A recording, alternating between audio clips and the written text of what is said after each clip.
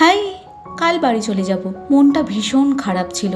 সকালবেলায় দিদি ফোন করে বলল, বোন একটু আয় না, কাল তো বাড়ি চলে যাবি, আর দেখা হবে না, একটু আনন্দ করব, মজা করব, রান্নাবান্না করব, খাওয়া দাওয়া করব, চলে আয়।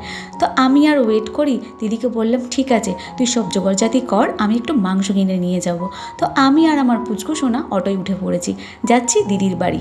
তো আমার সঙ্গে আপনারাও চলুন। ভিডিও ভালো লাগলে like, comment, share and subscribe করতে, আর হ্যাঁ, মৌমান্না পেজটাকে ফলো করতে একদম ভুলবেন না। আমি ছিলাম আমার ননদের বাড়ি থেকে দিদির বাড়ি যেতে 2টো অটো লাগে। তো ওখান থেকে নেমে খালি হাতে যাব, একটু মিষ্টি কিনলাম। বাট মিষ্টি কেনার ইচ্ছা আমার একদমই ছিল না, কারণ আমার দিদি মিষ্টি খেতে ভীষণ ভালোবাসে, আর ওর জন্য মিষ্টি খাওয়াটা খুবই ক্ষতিকর। না, সুগার নেই, ও এত পরিমাণে মোটা হয়ে যাচ্ছে, সেই জন্যই ওর জন্য মিষ্টি খাওয়াটা খুবই ক্ষতিকর। ফাইনালি পৌঁছে গেছি, আর এখন হাঁটা লাগিয়েছি আমাদের ফেভারিট প্লেস দিয়ে, সেটা হচ্ছে হাউজিং আমাদের ফেভারিট প্লেস। আর এই প্লেসটা বিয়ের আগেও আমার প্রিয় ছিল, এখনও আমার প্রিয় আছে। আর শুধু আমার নয়, আমাদের এখানকার সবারই মোটামুটি এই প্লেসটা ভীষণ প্রিয়।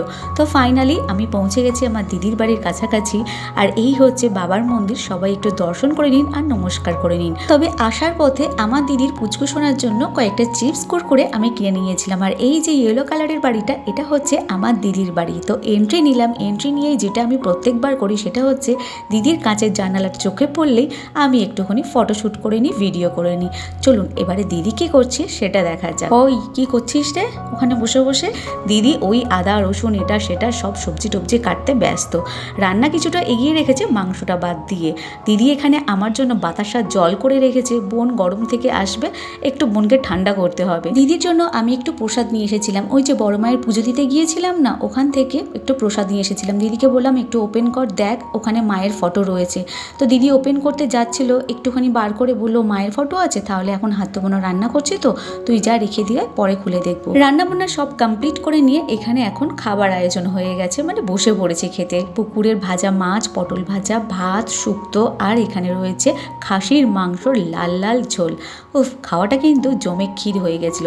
তবে গরমের সময় একটু কষ্ট হয়েছিল খেতে, বাট ঠিক আছে, দারুণ টেস্টি করেছিল খাওয়াটা। খাওয়া দাওয়ার পরে আর কি, আমাদের দুজনের বেরেলাপনা শুরু। যে ভিডিওগুলো দেখলে আপনারা অনেকেই খুশি হন, আবার আপনাদের অনেকেরই মাথা গরম হয়ে যায় আমাদের দেখলে। যাই হোক, গরম হলেও কিছু করার নেই, আমরা তো এইভাবেই আনন্দ মজা করে দিনগুলো কাটিয়ে দিই। আপনারা যারা আমাদের ভিডিওগুলো দেখলে খুশি হন, তাদের জন্য তো অনেক অনেক ভালোবাসা। যারা রেগে যান, একটু চেষ্টা করুন না আপনাদের জীবনটাকেও এরকমভাবে সুন্দর করে তোলা। কি হবে এত রাগ হিংসা মনের মধ্যে রেখে? মানুষ আজ আছে কাল নেই। যাই হোক, অনেক জ্ঞান দিয়ে ফেলেছি, আর বেশি জ্ঞান দিতে চাই না।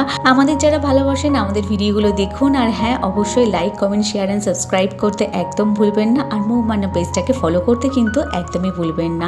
আপনারা হয়তো অনেকেই ভাবেন যে এরা বাইরে এত হাসি খুশি দেখায়, এরা হয়তো ভেতরে অতটাও হাসি খুশি না। অ্যাকচুয়ালি কি বলুন তো, আমরা ভীষণ পরিমাণে হাসি, আমরা সবাইকে হাসাতে ভালোবাসি, হাসি খুশি থাকার চেষ্টা করি। তবে হ্যাঁ, সংসারে থাকতে গেলে তো ঠোকাঠুকি লেগেই থাকে, মন খারাপ, ভালো লাগা, সমস্ত কিছু নিয়েই সংসার, তাই না?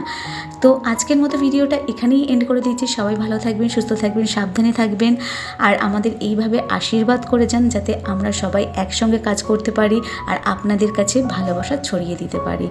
ভালো থাকবেন সবাই, টাটা।